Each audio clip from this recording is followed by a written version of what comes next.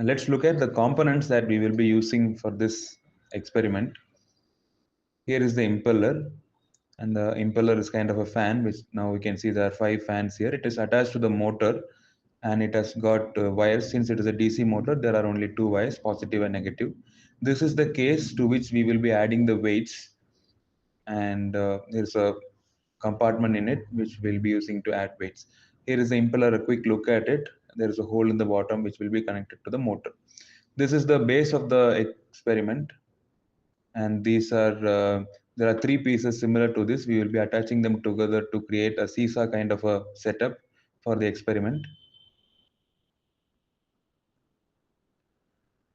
Here is the middle part which will attach the either side of the seesaw to the base, and here is another piece that will provide more stability, and that will be the entire setup for the base.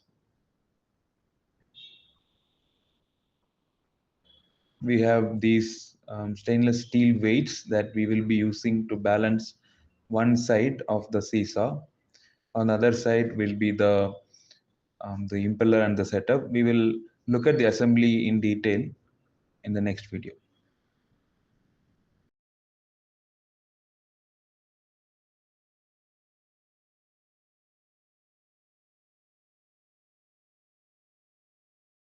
Let's start with the assembly. We will start with the base. Just keep it on a flat surface.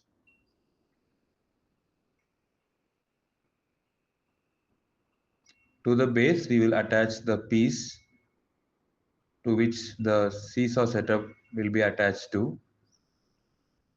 So just plug it into the hole in the base, and then on top of that there will be this black piece which will be a structural help in the seesaw mechanism that we will be creating. There's a hole in the middle that will serve as the setup for the seesaw, and this is the center part to which both the hands of the seesaw will be attached, and again the hole has to align. And now we will attach both the hands of the seesaw to the centerpiece.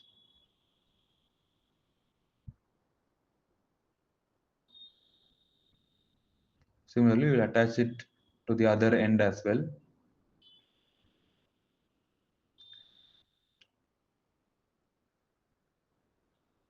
Now this entire setup will go on top, and we will use the pins and align the holes and put the pin through, and this will create the rocking mechanism. Now you can see that it is kind of rocking up and down like a seesaw.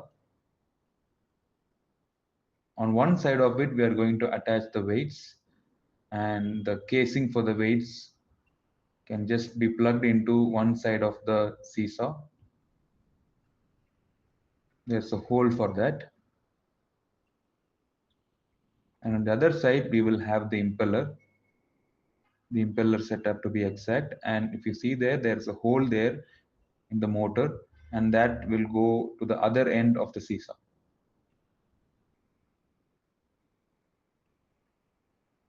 Now we have the casing on one end and the impeller on the other end, and that creates a seesaw kind of an effect.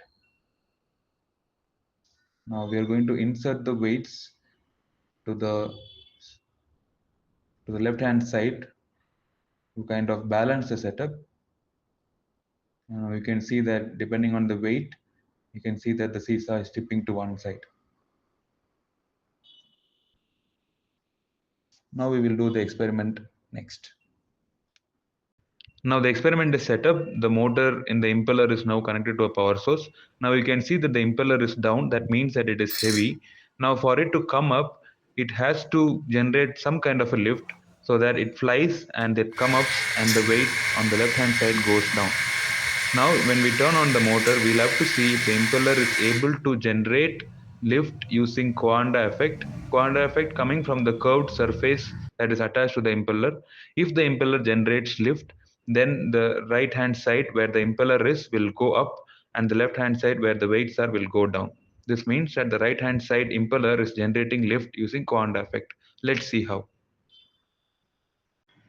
Now you might be wondering that the right hand side would still go up regardless of the shape the impeller is attached to. To prove that, or to disapprove that, to be exact, we have attached a surface that is not curved, rather is flat. Now, upon turning on the impeller, the air is being pushed by the impeller, but it is not being pushed down because of Coanda effect, because there is no curved surface to generate Coanda effect, and that is why there is no lift, and the impeller and the setup stays there itself without rising up.